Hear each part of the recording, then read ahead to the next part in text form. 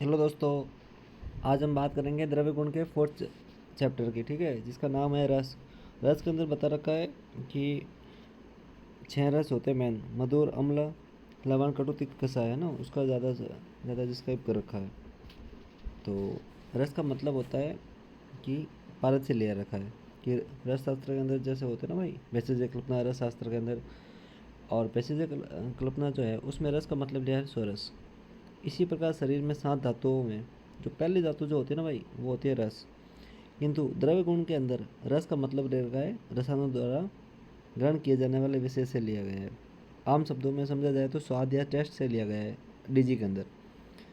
तो द्रव्य गुण के अंदर आगे हम देखते हैं कि रस धातु के अर्थ में लिखा है कि जो शरीर में निरंतर गतिशील रहता हो, जो गति करता रहता हो, उसको हम रस कहते हैं।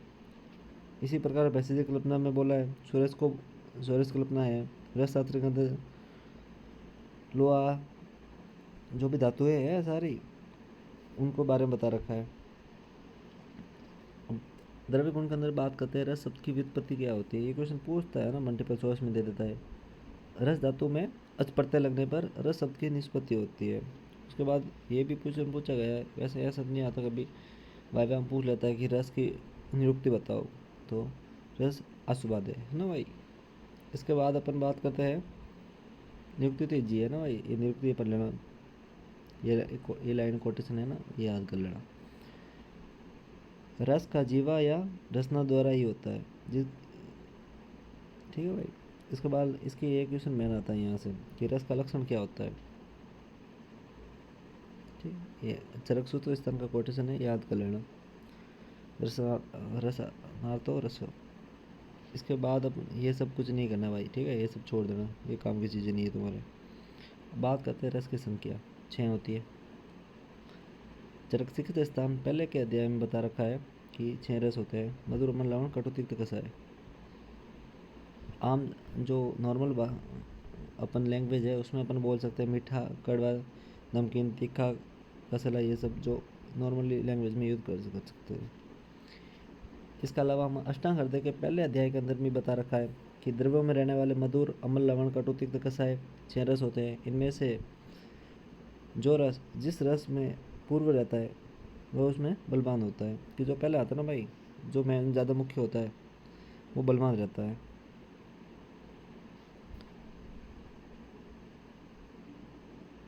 अब बहुत सी बार ऐसा होता है कि जो तिक्त रस होता है ना, वो कड़वे को कहते हैं। और कटु कटु का मतलब कड़वा नहीं होता है, कटु का मतलब होता है तीखा। ठीक है।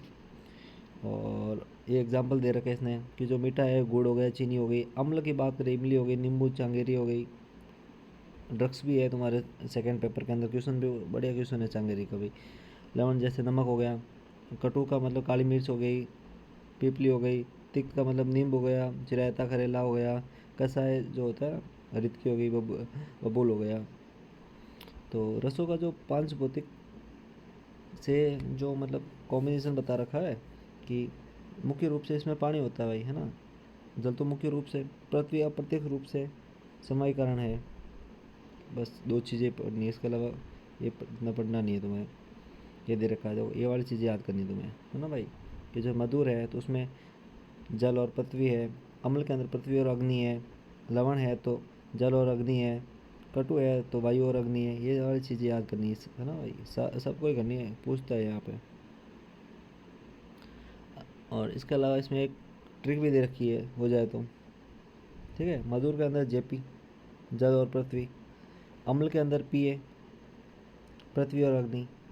ठीक है। उसके अलावा लवण के अंदर जा, तो जेपी पीए, जावा वाह, वीपी। ऐसे हो जाए तो ठीक है, वरना नॉर्मली तुम ऐसे सिंपली कर सकते हो ना भाई।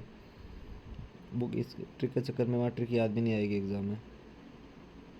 ये जो चीज़ें है ना भाई, ये तुम्हें छोड़ देनी है, इतना नहीं पढ़ना है। अब ये वाली इंडेक्स जो दे रखी है, ये वाली पढ़नी है ना, बहुत इंपॉर्टेंट है। कि जो मधुर होती है, इसमें कौन कौन सी धातु होती है। पंच महाभौतिक जो तत्व होते हैं ना भाई, जल और पृथ्वी होती है, तो कौन सी ऋतु में काम करती है, ये वाली चीज़ होनी है। तो रसों का ऋतुओं पर प्रभाव क्या पड़ता है, ये वाला कॉम्बिनेशन याद करना है तुम्हें, है ना भाई। इसकी अब ट्रिक जो है वो मैं नेक्स्ट वाले वीडियो में बता दूंगा।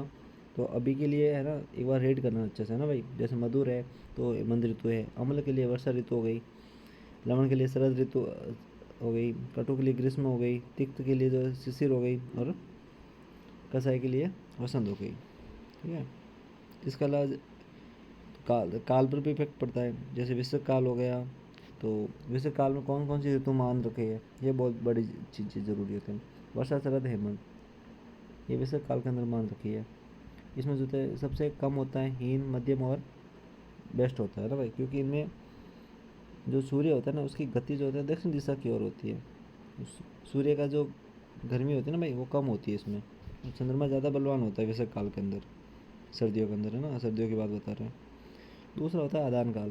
तो आदान काल के अंदर की बात करते हैं ना भाई,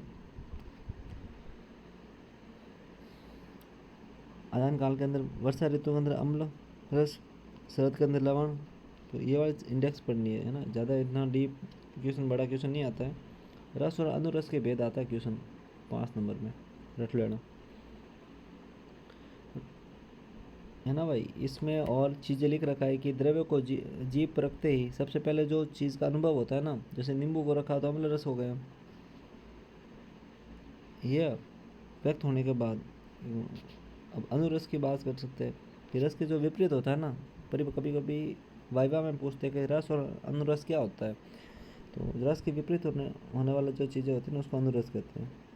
ठीक है। रस से अभिभूत होने के कारण यह व्यक्त नहीं हो पाते हैं। यदि होता भी हो तो बहुत कम या लास्ट में होते हैं।